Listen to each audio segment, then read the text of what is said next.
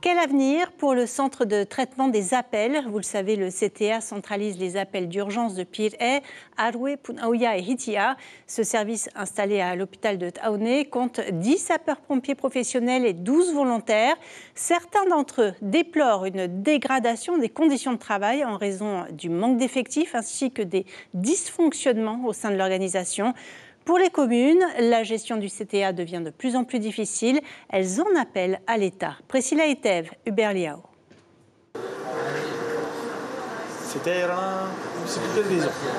Ces coups de fil, le centre de traitement des appels d'Aroué en reçoit plus d'une centaine par jour. Les sapeurs-pompiers en charge de ces opérations sont à bout de souffle, mais cela devrait aller mieux grâce au recrutement d'agents. 6 candidats il y a. D'autres problèmes sont aussi en passe d'être réglés. On a préféré la réorganiser. Ensuite, comme vous pouvez le voir, il y a du bruit. Donc, c'est en cours. Cette baie informatique doit sortir.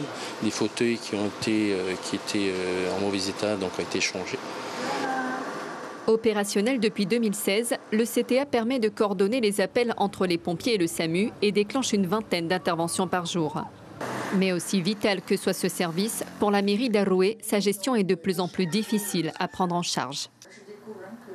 L'État qui a demandé donc à Aroué Pirée de porter le bébé. Aujourd'hui, nous sommes arrivés à un point. On a fait du mieux que l'on peut et je pense que, en tout cas, je suis convaincue que c'est une structure qui a besoin d'être portée et que les communes ne trouveront que leur intérêt dans cette unité que l'on aura. Encore faut-il que l'État nous accompagne. 3 autres communes sont pour l'instant associées à ce centre de traitement des appels des pompiers, dont celle de Hitia Otera, attachée à ce service des secours.